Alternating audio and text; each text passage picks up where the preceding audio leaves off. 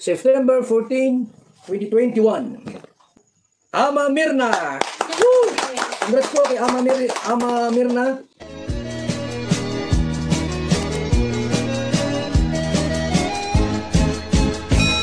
Good morning! Magre-reaction po muli tayo mga kalingap. At ang re-reactionan ko ngayon ay ang pagmamalasakit ni Dr. Love sa kanyang mga alaga.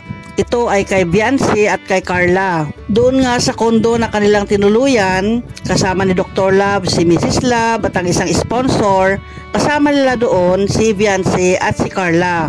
Masaya nga ang mga kalingap dahil nakatuloy sila sa ganoong napakagandang lugar na maging si Kalingap Rab ay nagandahan doon sa kanilang tutuluyan. Diyan nga sila pinatuloy ng butihing sponsor ng Kalingap hanggang sa makabalik sila doon sa Daet. Si Dr. Love nga ang ka-coordinate ng sponsor at makita mo talaga ang pagmamahal ni Dr. Love sa Kalingap. Nabanggit ko nga nakasama nila Dr. Love si Biancy at si Carla. Ang aking bibigyan ng pansin dito ay yung tungkol sa almusal nila. Yun ang bibigyan ko po ng reaksyon. Mga matanda nag-usap. Sila po yung mga... Ay, grabe siya. Grabe siya, oh. Ay, kaganda namin, oh. Grabe siya, oh. Kape po tayo. Kape ba? Ano? Coffee. Yan. Ito na init. Initin niyo yung ano, pagkainin yung mga bata. Kayo mga matanda, wag na kayong kamain. Ay, grabe. Dapat mga matanda ang kumain. Mga matanda. Yan, buksan mo na. Yan, lahat. Yan. Nandun pa, ano pa, o ikaping. Matanda talaga, as in. Yung mga matanda.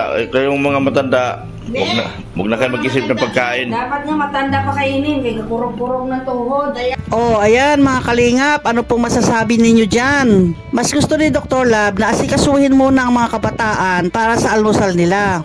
Siyempre, hindi pa tatalo ang mga matatanda. Dahil gusto ng mga matatanda na sila muna ang asikasuhin dahil mahihina na raw ang mga tuhod nila. Naku mga kalingap, good vibes lang po ito ha. Kasi good vibes din tayo ni Dr. Love tsaka ni Mrs. Love.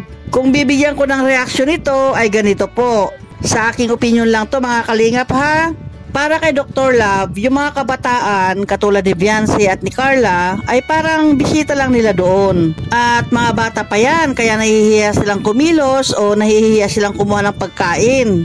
Kaya maghihintay lang sila na tawagin sila. Pero para kay Mrs. Love at sa isang sponsor, nako nakalimutan ko ang pangalan niya, sorry po.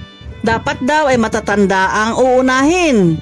Kasi mahihina na raw ang mga tuhod nila. Tama rin po yun. Kagaya ko, isang matanda na rin.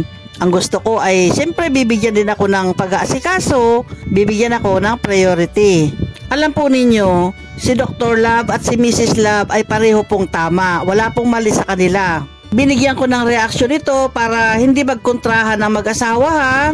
Ito ay pampag-good vibes lang po mga kalingap. Panoorin po ninyo ang video ni Dr. Love para mapanood po ninyo ng buong buo ang tungkol po dito sa topic na ito. Sigurado po mag-good vibes kayo sa mag-asawa kay Dr. Love at kay Mrs. Love. Kaya inuulit ko po, ito ay pampag-good vibes lamang. Love lang po. One kalingap, one family. Okay, hanggang dito na lang at salamat muli sa inyong panonood. Sana nasiyahan po kayo na ito isang good vibes lamang. Thank you po. Bye-bye.